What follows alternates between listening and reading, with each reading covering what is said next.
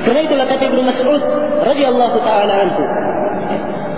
Kata beliau, al-jama'atu ma wafaqa al-haqqa wa in kunta wahdak. Al-jama'ah itu adalah apa-apa yang mencocoki kebenaran walaupun kamu sendiri. Walaupun kamu sendiri. Jadi kapan dia di atas tuntunan Al-Quran dan sunnah Rasulullah sallallahu alaihi wasallam, maka mereka inilah yang dikatakan al-jama'ah. Mereka inilah yang dikatakan al-jama'ah. Ini makna al-jama'ah yang pertama. Kemudian jama'ah yang kedua, makna jama'ah yang kedua adalah jama'ah di bawah kepemimpinan seorang pimpinan, atau jama'ah yang bermakna lingkup negara. Itu jama'ah. Ya. Nah, Indonesia ini di bawah kepemimpinan seorang pemimpin, jama'ah kaum muslimin. Ya. Demikian pula negeri-negeri yang lainnya seperti Saudi Arabia di bawah kepemimpinan seorang pemimpin, jama'ah kaum muslimin. Nah, ini jamaah yang wajib kita komitmen di atas al-jamaah dan komitmen dengan imam mereka, memimpin mereka. Ya. Karena itulah dari ciri kelompok Allah Subhanahu wa taala, yaitu komitmen di atas Al-Quran dan sunnah Rasulullah sallallahu alaihi wasallam sesuai dengan pemahaman para ulama as-salaf. Ya. Siapa yang berada di atas hal ini? Ya. Dan ini adalah dasarnya. Walaupun dia berada di negeri yang berbeda, ya. Dan walaupun dia mempunyai nama-nama pondok yang berbeda atau nama-nama masjid yang berbeda, ya. Tapi kalau mereka berada di atas satu manhaj ini, di atas satu tuntunan ini, yaitu tuntunan Al-Quran, sunnah Rasulullah SAW sesuai dengan pemahaman para ulama salaf, maka mereka semuanya dianggap satu jamaah, dianggap berada di dalam hizbullah, kelompok Allah Subhanahu wa taala. Iya. Nah, adapun kelompok-kelompok yang lainnya yang kita lihat sekarang dari partai-partai, iya, dan yang kita lihat dari jamaah-jamaah yang ada, yang partai secara umum sifatnya lebih banyak condong ke dalam politik, yang jemaah-jemaah yang membentuk dirinya, ya, menisbahkan dirinya dengan dakwah dalam negara atau dakwah untuk kebaikan pada sebagian orang, ya, dan sebagian yang lainnya ingin merintis berdirinya negara Islam tidak dengan cara ikut partai dalam pemerintahan. Ini semuanya adalah perpecahan-perpecahan. Dan ini semuanya adalah bentuk partai-partai yang terlarang di dalam syariatul Islam. Ya. Karena itu para ulama ahli sunnah wal jamaah, ya, benar-benar sangat mengharamkan tentang adanya partai-partai. Ya. Dan tidak ada dalil sama sekali yang membenarkan tentang bolehnya berpartai. Ya. Dalil hanya menunjukkan tentang adanya satu jalan saja. Ihdinas siratal mustaqim. Tunjuki kami jalan yang lurus. Pakai sirat satu, mufrad, bukan dikatakan siratat, ya, jalan yang banyak, tapi satu jalan. Wa anna hadha sirati, sungguhnya ini adalah jalanku. Ya. Kemudian yang selamat dikatakan al-jamaah. Al-jamaah satu jamaah, bukan dikatakan al-jamaah. Ya. Tidak ada dalam nas Al-Quran maupun hadis Rasulullah sallallahu alaihi wasallam yang membolehkan adanya perpecahan, yang membolehkan adanya partai-partai dalam tubuh kaum muslimin. Ya. Bukan satu dalil pun yang benar dalam hal ini. Ya. Kita katakan satu dalil yang benar dan bisa dipakai menjadi pendalilan. Adapun dalil yang pemahamannya salah, banyak mereka pakai. Ya.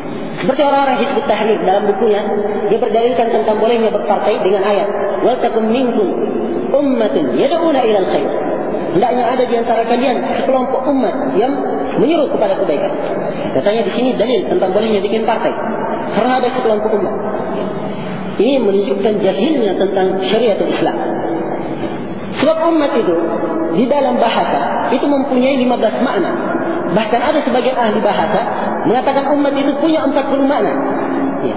Dan ini dia bawakan maknanya sesuai dengan makna yang dia inginkan. Kemudian di ayat itu dikatakan wal takum minkum ummatun yad'una ila al-khair wa ya'muruna bil ma'ruf. Ini juga menyelisihi pemahaman yang mereka anut di dalam hal ini. Ya, dan mereka berdalilkan juga dengan ayat-ayat yang lain, dan semuanya itu pendalilan-pendalilan bukan pada tempatnya, hanya seperti sarang laba-laba saja. Ya, dia hanya bisa memberikan kerancuan kepada orang-orang yang tidak tahu agama. Tapi kalau dalam dasar-dasar syariat dan fatwa-fatwa para ulama yang telah menekuni agama ini, menghabiskan hayatnya dalam mempelajari agama, semuanya memberikan fatwa tentang haramnya berpartai tersebut. Ya. tentang haramnya membuat kelompok-kelompok dan membuat jamaah-jamaah. Mungkin di sini saya akan bacakan beberapa fatwa dari para ulama tentang hal tersebut. Kemudian kita akan jelaskan sedikit tentang kerusakan berpartai. Ya. Fatwa-fatwa ini saya baca dari buku yang berjudul Jama'ah Wahidah La Jama'ah wa Siratun Wahid La Asyarat, karya Syekh Al-Allamah Rabi' bin Hadi Al-Madkhali hafizahullah ta'ala wa ra'ah. Di sini ada sekitar 5 atau 6 fatwa atau lebih. Yang pertama fatwa dari Syekh Abdul Aziz bin Baz. Kalau yang disebut oleh Syekh Rabi' di sini 4 fatwa. Tapi kita tambahkan dari fatwa yang lain. Yang pertama fatwa Syekh Abdul Aziz bin Baz rahimahullah. Beliau ditanya dengan pertanyaan nasnya sebagai berikut. Ma wajib ulama'il muslimin hiyala kathratil jam'iyat wal jama'at fi kathirin min ad-duwal al-islamiyah wa ghairiha. Apa kewajiban para ulama kaum muslimin melihat banyaknya jam'iyat, kumpulan dan jamaah-jamaah di kebanyakan negara-negara Islam dan selain negara Islam. Wa ikhtilafuha fima bainaha, dan perselisihan antara mereka. Hatta inna kulla jama'atin tudammil al-ukhra, sehingga setiap jamaah menyesatkan yang lainnya. Ala tarawna min al-munasib at-tadakhul fi mithli hadhihi al-mas'ala bi idahi wajhi al-haqq fi hadhihi al-khilafat. Ya, tidakkah engkau melihat dari suatu hal yang munasib, ya, engkau masuk di dalam hal ini dan menjelaskan sisi kebenaran dalam perselisihan ini, khasyata tafaqumiha wa aqwaqidaha al-wakhima 'ala al-muslimina huna. Ya, karena jeleknya akibat yang akan muncul terhadap kaum muslimin di sana. Maka Syekh bin Baz rahimahullah taala menjawab pertanyaan ini. Kata beliau, sungguhnya Nabi Muhammad, saya langsung terjemah saja supaya untuk meringkas waktu. Kata beliau, sungguhnya Nabi Muhammad menjelaskan kepada kami, menjelaskan kepada kita darban wahida, satu jalan, yajibu 'alal muslimina ay yasluku, yang kaum muslimin wajib menjalani jalan ini, wa huwa siratullahil mustaqim, yaitu jalan Allah Subhanahu wa taala yang lurus, wa manhaj dinihil qawim, dan manhaj agamanya yang sangat kokoh. Allah berfirman dalam Al-Quran, wa anna hadha sirati mustaqiman fattabi'uhu wa la tattabi'us subul fatafarraqa bikum an sabil dzalikum wassaqum bihi la'allakum tattaqun. Sungguhnya ini adalah jalanku yang lurus, maka ikutilah jalan itu dan jangan kalian ikuti jalan-jalan yang lain sehingga memecah belah kalian dari jalannya. Sungguhnya demikianlah diwasiatkan kepada kalian supaya kalian bertakwa.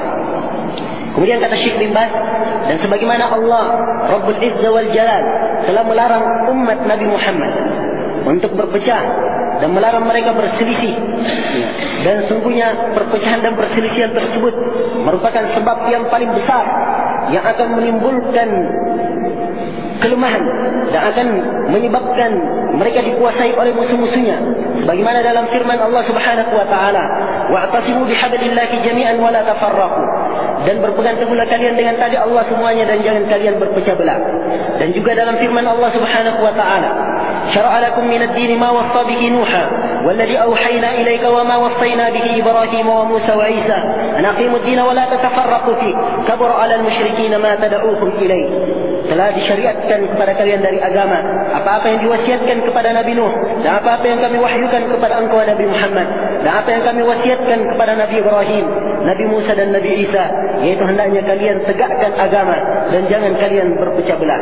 Sungguhnya hal ini sangatlah besar, sangatlah berat terhadap kaum musyrikin kalian berdakwah kepada hal tersebut. Kemudian kata Syekh bin Baz, maka ini adalah dakwah ilahiyah. Ini dakwah ilahiyah, tuntunan dari Allah Subhanahu wa taala untuk menyatukan kalimat dan menyatukan hati-hati, ya, menyatukan hati-hati kaum muslimin. Adapun jamiat-jamiat, perkumpulan-perkumpulan yang banyak terdapat di negeri-negeri Islam, kalau perkumpulan tersebut karena kebaikan dan bantuan-bantuan atau saling bahu-membahu dalam kebaikan dan ketakwaan dalam kaum muslimin, tanpa ada perselisihan hawa nafsu di antara orang-orang yang memilikinya, maka perkumpulan yang seperti ini adalah kebaikan dan berkah. Ya, kebaikan dan berkah. Nah, dan memang di dalam prinsip ahli sunnah wal jamaah, ya, tidak diharamkan adanya perkumpulan al-amal al-jama'i. Al-amal al-jama'i. Ya. Pekerjaan yang dilakukan secara bersama.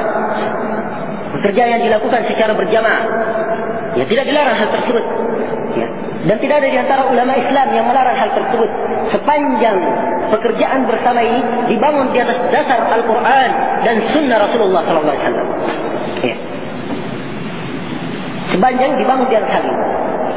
Adapun pekerjaan bersama yang dibangun di atas partai-partai itu berbeda dan menyelisih dasar Al-Quran dan Sunnah. Coba kita lihat. Ya. Mereka dibangun di atas dasar, bukan dasar dari Al-Quran dan Sunnah, kadang dasar pemikiran dari orang yang membuat partai ini. Kemudian dasar-dasar yang dibuat oleh partai itu sendiri. Ya. Setelah itu mereka membangun ikatan loyalitas di atasnya. Ya. Membangun ikatan loyalitas di atasnya. Yang siapa yang ikut bersama mereka, itulah yang dicintai dan dimuliakan, walaupun dia adalah manusia yang paling fasik dan paling banyak bernista dengan dosa. Ya. Yang jelas dia ikut dengan partainya, dia paling baik. Ya. Dan siapa yang tidak ikut dengan partainya, maka dia adalah orang yang jelek dan harus dijauhi, walaupun dia adalah orang yang paling saleh dan paling ahli ibadah. Ini bentuk-bentuk partai yang ada. Ya. Dan juga di dalam pandangan yang lain, ya, dari sisi mereka di dalam bahu-membahu, terikat dengan kelompoknya sehingga menelantarkan prinsip-prinsip akidah yang benar. Ya. Ini di antara perbedaan, ya, antara al-amal al-jama'i yang diinginkan di kalangan ahli sunnah dan diinginkan dengan orang-orang hizbiyun, orang-orang yang mereka ini mengikuti jalan-jalan syaitan. Ya. Jadi perkumpulan dan amalan jama'i sepanjang hal tersebut dibangun di atas dasar Al-Quran dan Sunnah, maka itu adalah baik. Dan itu adalah baik. Kita lihat kaum muslimin di berbagai macam negara, mereka mempunyai sekolah-sekolahan, dan mempunyai masjid-masjid, mempunyai pondok-pondok. Dan di setiap negara ada dakwah, dari dakwah ahli sunnah wal jamaah. Tapi perselisihan negara mereka dan perbedaannya nama-namanya. Yang kadang di suatu negara harus dibawa organisasi dan berbeda nama organisasi. Tapi semuanya ini hakikatnya mereka di atas satu dasar. Ya. Sebab mereka semuanya di atas dasar Al-Quran dan Sunnah Rasulullah SAW. Dan itu bukan berpecah belah. Dan itu namanya tetap berada di atas kesatuan. Ya. Tapi berbeda dengan partai-partai yang ada. Dengan dasar yang telah kita sebutkan. Ya. Mereka semakin memecah belah umat Islam. Ya. Kemudian kata Syekh bin Baz selanjutnya, kata beliau, adapun kalau setiap jamaah, setiap kelompok menyesatkan kelompok yang lain, atau dia mengeritik amalan-amalannya, sungguhnya bahaya yang seperti ini ketika itu sangat besar dan akibatnya sangat jelek. Maka yang wajib bagi kaum muslimin menjelaskan hakikat dan memunakasyah, ya, membahas ilmiah tentang keadaan setiap jamaah dan setiap jam'iyah. Diteliti. Itu kata Syekh Bas, itu kewajiban. Diperjelas bagaimana hakikatnya dan keadaan sebenarnya. Dan menasihati semuanya supaya berjalan diariskan oleh Allah kepada hambanya. Dan Nabi Muhammad menyeru kepada hal tersebut. Kata Syekh bin Bas, siapa yang melewati hal ini dan siapa yang terus menerus di atas siapa yang terus menerus keras kepala, ya, mementingkan keperluan dirinya atau maksud-maksud yang tidak ada mengetahuinya kecuali Allah, maksud-maksud pribadi yang tidak ada mengetahuinya kecuali Allah, maka yang wajib kalau seperti ini keadaan, kata Syekh bin Baz, wajib untuk diumumkan orang-orang yang seperti ini, kelompok yang seperti ini, ditashhir wa tahdzir minhu, dan wajib ditahdzir darinya, mimman arafa al-haqiqah, dari orang-orang yang mengenal hakikatnya, ya. Hatta yatajannaba an-nas tariqahum, supaya manusia menjauhi jalan mereka, hatta la yadkhal ma'ahum man la ya'rifu haqiqat amrihim, supaya jangan masuk bersama mereka orang yang tidak tahu hakikat perkara mereka, fayudhilluhu, mereka pun menyesatkannya, wa yusrifuhu anit tariqil mustaqim, dan ia pun dipalingkan dari jalan yang lurus, alladzi amarana Allah bittiba'i fi qoulihi ta'ala, yang Allah memerintahkan kita untuk mengikutinya dalam firman Allah Ta'ala, wa anna hadza sirati mustaqima, dan sungguhnya ini jalan yang lurus, sampai akhir ayat yang telah kita sebutkan tadi. Maka kata Syekh bin Baz rahimahullah, ya, jadi ukuran kata beliau, sepanjang dia di atas dasar kebaikan, ya, ini syarat pertama, di atas kebaikan. Kemudian di atas dasar ta'awun, tolong menolong, di atas kebaikan dan ketakwaan. Kata Syekh bin Baz, Ya. Dan tidak diikat dengan hawa nafsu. Tidak diikat dengan ikatan loyalitas pendiri-pendirinya. Maka yang seperti ini tidak apa-apa. Tabligh ini adalah kebaikan dan berkah dan faedahnya banyak. Faedahnya banyak memang seperti ini. Kalau ada suatu organisasi yang dibentuk misalnya hanya semata-mata untuk melayani kaum muslimin saja, ya, dan memberikan kebaikan untuk kaum muslimin, tolong menolong dalam kebaikan dan ketakwaan tanpa ada kata loyalitas sama sekali. Ya, siapa yang mau masuk, ya, siapa yang mau keluar, ya, dan siapa yang baik, ya, siapa yang saleh itu yang dimuliakan, dan siapa yang jelek dinasihati, dan kalau dia tidak mau maka akan disingkirkan. Ini adalah perkara yang baik kalau seperti ini. Ya. Tapi ada pun kalau setiap kelompok menyesatkan kelompok yang lainnya, kata Syekh, ya, ini secara umum beliau katakan ini bahayanya sangat besar dan akibatnya sangat jelek. Kemudian beliau terangkan kewajiban itu yang bagaimana wajibnya. Jangan dipahami di sini bahwa tidak boleh mengkritik. Kata Syekh Ibn kewajibannya diperiksa setiap kelompok ini. Bagaimana hakikatnya? Kalau diketahui ternyata hakikatnya dia menyeru kepada kepentingan pribadi, ya, atau hanya mengikuti maksud-maksud pribadi yang tidak mengetahui kecuali Allah, maka yang seperti ini kata Syekh Ibn wajib untuk diumumkan kepada manusia, wajib diberitahukan kepada manusia.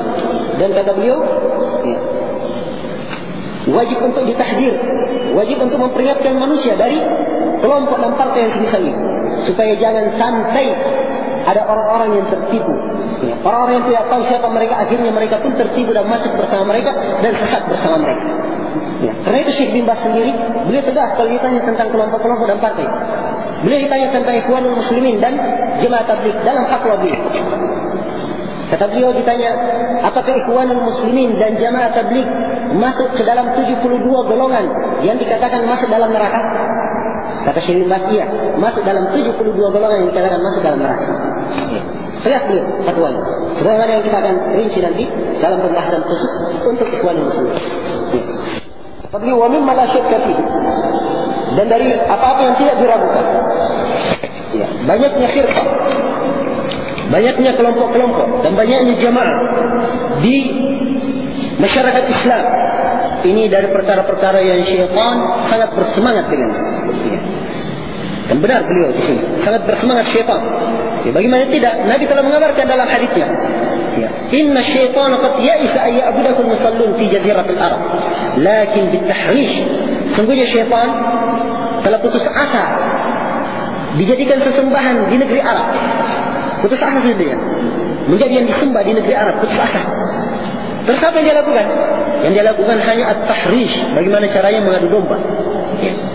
Ini memang senang syaitan kalau seperti itu, ya. Banyaknya kelompok-kelompok, banyaknya jamaah-jamaah, banyaknya partai-partai yang ini menyuruh kepada ini, yang ini harus memilih ini, kamu ikut ini, jangan ikut partai sana, partai ini ada begini. Kemudian mengeluarkan statement-statementnya sehingga menjatuhkan kelompok yang lainnya dan seterusnya. Ini semuanya adalah perkara yang sangat disenangi oleh syaitan dan sangat disenangi oleh musuh-musuh Islam, ya. Sebab itu misi dari musuh-musuh Islam. Mereka ingin memecah belah umat Islam. Dan mereka tahu kalau umat Islam bersatu, mereka kuat. Tapi kalau umat Islam pecah belah, maka mereka mudah untuk menaklukkan umat Islam sebagaimana yang kita lihat sekarang ini, ya. Dan ini dari bahaya berpartai dan berkelompok-kelompok tidak di atas tuntunan syariat yang telah kita terangkan tadi. Kemudian kata Syekh bin Baz rahimahullah, ya, jadi banyaknya kelompok dan jemaah ini dalam masyarakat Islam ini dari perkara yang syaitan sangat senang atasnya. Yang pertama kata beliau. Dan yang kedua, dan juga musuh-musuh Islam dari kalangan manusia, ya, senang tentang hal ini. Kata beliau, karena kesepakatan bersatunya kalimat kaum muslimin, ya, dan kesepakatan mereka. Dan mereka, kalau kaum muslimin mengetahui besarnya bahaya yang mengancam mereka, ya, dan bagaimana arahan bahaya yang bisa mengancam akidah mereka, ya, maka kaum muslimin akan menjadi bersemangat untuk menghadapi mereka. Dan mereka pun akan berusaha untuk menjadi satu barisan untuk mewujudkan maslahat kaum muslimin dan menolak bahaya dari agama mereka, dari negara mereka, dan dari saudara-saudara mereka, ya, dari saudara-saudara mereka, ya. Ini kalau bersatu kaum muslimin, kalau bersatu seperti ini, masya Allah, sangat tinggi sekali maslahatnya, Ya. Dan kalau kaum muslimin bersatu, kata Syekh Ibn Baz, jalan ini, persatuan ini adalah jalan yang tidak disenangi oleh musuh-musuh kaum muslimin dari kalangan jin dan manusia. Ya. Karena itulah mereka bersemangat untuk memecah belah kalimat kaum muslimin, ya. Dan memporak-porandakan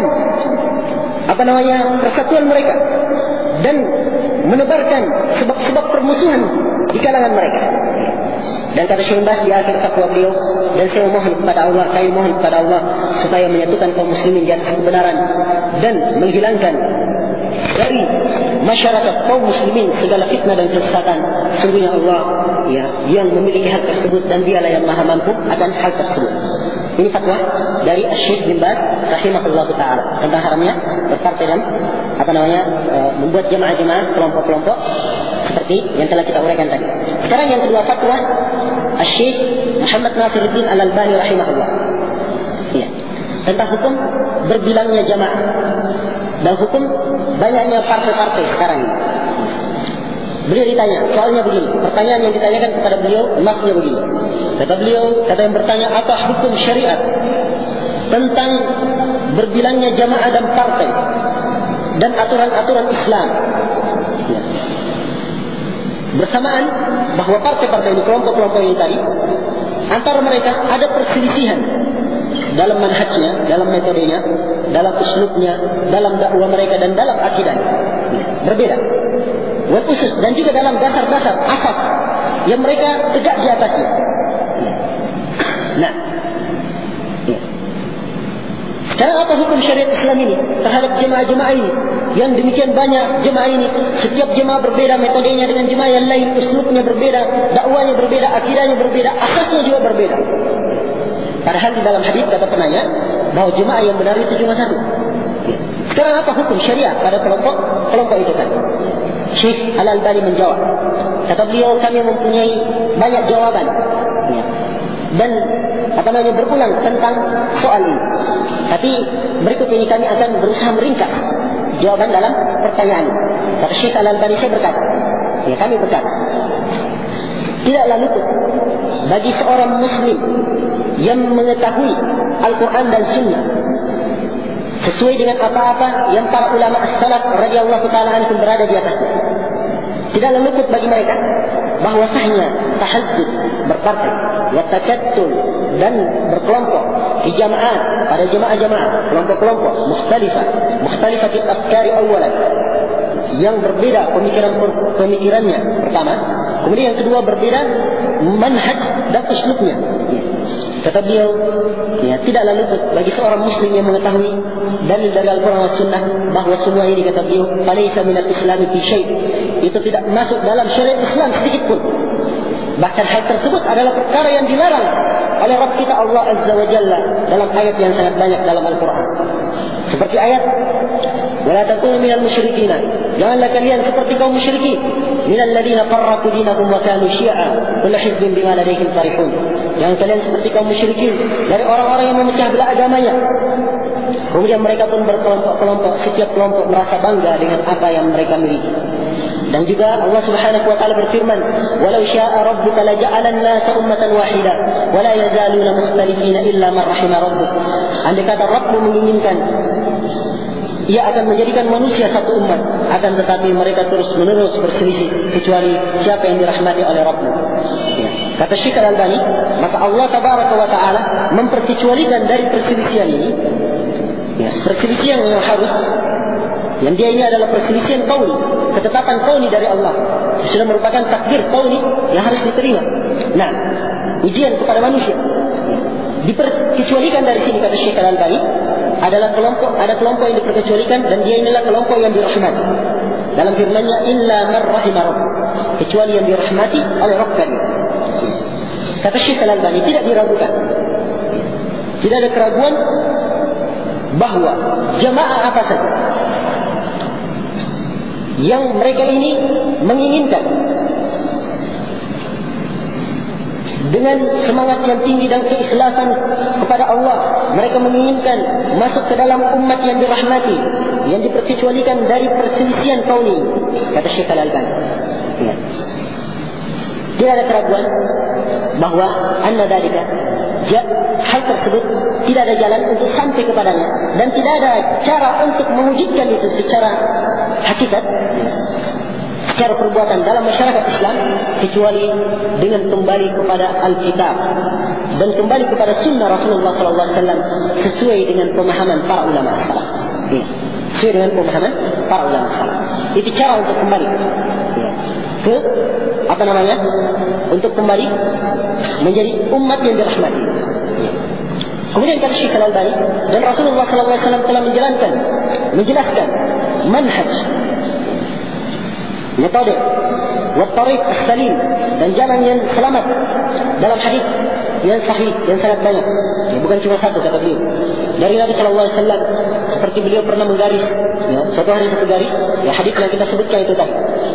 Kemudian setelah itu Syekh Al-Albani berkata, dan tidak diragukan bahwa jalan-jalan ini, jalan-jalan yang pendek ini, inilah yang dibuat oleh partai-partai dan kelompok-kelompok yang bertebaran.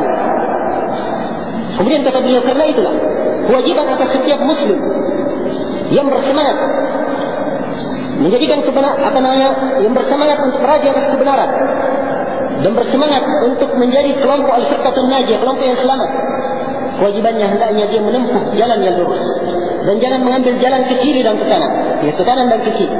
Kata beliau, sungguhnya tidak ada kelompok yang selamat kecuali Hizbullah Tabaraka wa Ta'ala, kecuali Hizb Allah Tabaraka wa Ta'ala. Ya Allah mengatakannya dalam Al-Quran, ala hinna hizballahi humul ghalibun. Ketahuilah bahwa kelompok Allah, mereka ialah humul muflihun, mereka itulah orang-orang yang beruntung. Kemudian kata Syekh Al-Albani, faidan, kalau begitu, kullu hizbin laysa huwa hizbullah wa huwa min hizbi, fa innama huwa min hizbi syaitan wa laysa min hizbi ar-rahman. Kata beliau, kalau begitu, setiap hizb, setiap partai, setiap kelompok yang dia ini bukan masuk dalam kelompok Allah, maka dia pasti dari kelompok syaitan dan bukan dari kelompok Allah. Dan tidak diragukan bahwa menempuh jalan yang lurus butuh mengetahui jalan yang lurus itu dengan pengetahuan yang baik. Bukan hanya sekedar berkumpul saja, kata beliau, atau bukan hanya sekedar berpartai buta, menyatukan kalimat di atas satu kalimat kebenaran. Ini kalimat kebenaran, kalimat Islam yang benar, tetapi mereka tidak memahami Islam itu sebagaimana yang diturunkan oleh Allah Subhanahu wa Ta'ala ke dalam hati Nabi Muhammad sallallahu alaihi wasallam. Jadi di sini beliau tekankan, kalau ingin mencapai jalan yang lurus, bukan hanya sekedar ingin berkata begitu saja mencapai, kemudian dengan semangat harus bersatu, bikin kelompok, bikin partai, dan dia sendiri tidak mempelajari bagaimana Islam itu. Dia sendiri tidak pernah mengkaji bagaimana Islam itu, tidak mengetahui bagaimana Islam itu dengan pemahaman yang benar, dan dia tidak tahu bagaimana Islam itu diturunkan kepada Rasulullah, bagaimana Islam yang diturunkan kepada Rasulullah. Dan ini keadaan kebanyakan jemaah sekarang, keadaan kebanyakan partai-partai yang ada. Apakah itu partai yang mengatakan dirinya partai Islam atau partai yang hanya bergerak di bidang politik? Mereka adalah orang-orang yang sangat zuhud, bukan zuhud dari dunia, tapi zuhud dari ilmu. Sangat enggan untuk belajar. Bagaimana tidak kesibukan mereka berpartai, berpolitik, bagaimana menyusun acara, mengumpulkan dana, sana sini, bagaimana menyusun pertemuan-pertemuan untuk merekrut banyak orang, kemudian bagaimana caranya mengadakan kampanye, bagaimana caranya kita melihat kondisi-kondisi kejadian sekarang yang terjadi, kejadian politik, keluarlah terjadi masalah ini, kesempatan kita bikin statement supaya terkenal juga dan punya nama. Ini sekarang yang ada seperti itu. Bagaimana caranya bisa dikatakan benar kalau syariat Islam itu sendiri dia tidak paham, dan mereka sangat zuhud dari ilmu. Nah, kemudian kata Syekh Al-Albani, karena itulah dari tanda al-firqatun najiyah, dan tanda kelompok yang selamat yang dikabarkan oleh Rasulullah sallallahu alaihi wasallam ketika beliau ditanya tentang kelompok yang selamat itu, yaitu ma ana alaihi wa ashabi, yaitu apa-apa yang aku berada di atasnya dan para sahabat. Nah, kemudian kata Syekh Al-Albani, kalau begitu hadis ini memberikan gambaran kepada orang yang benar-benar mencari, berusaha untuk mengetahui jalan Allah yang lurus, hendaknya dia hendaknya mengetahui dua perkara yang sangat penting sekali, kata Syekh Al-Albani. Yang pertama yang harus dia ketahui, ma kana alaihi Rasulullah. Dia harus mengetahui apa-apa yang Rasulullah berada di atas. Harus tahu jalannya Rasul apa. Kemudian yang kedua, ma kana alaihi ashabuhu. Alaihi salatu wassalam. Hendaknya dia tahu apa-apa jalan yang para sahabat berada di atasnya. Ini dua perkara yang harus diketahui. Dan ini dua perkara ini hampir tidak ada pada setiap kelompok dan setiap partai, walaupun partai-partai mengatakan dirinya partai Islam. Iya. Baik. Kemudian kata Syekh Al-Albani rahimahullah, iya. Maka dia wajib untuk mengetahui bagaimana jalannya para sahabat. Karena para sahabat itu mereka yang menukil kepada kita petunjuk dan sunnah Rasulullah yang pertama. Kemudian yang kedua, para sahabat ini mereka ini yang paling bagus menerapkan sunnah Rasulullah dalam penerapan secara amal. Dan kalau keadaannya seperti ini, kata Syekh Al-Albani, tidak mungkin kita mengetahui bagaimana tuntunan yang benar dari sunnah Rasulullah kecuali dengan jalan para sahabat. Sebab para sahabat yang paling tahu bagaimana penerapan Islam yang benar itu. Sebab mereka yang diajarkan kepada mereka murid-murid langsung Rasulullah SAW. Iya. Nah, kemudian setelah itu kata Syekh Al-Albani, kemudian kami yakin dengan sangat pasti bahwa setiap kelompok yang dasarnya tidak dibangun di atas asas ini, tidak dibangun di atas dasar Al-Quran dan Sunnah sesuai dengan manhaj as-salaf, ya. Kami meyakini berdasarkan dengan penelitian yang sangat luas sekali dan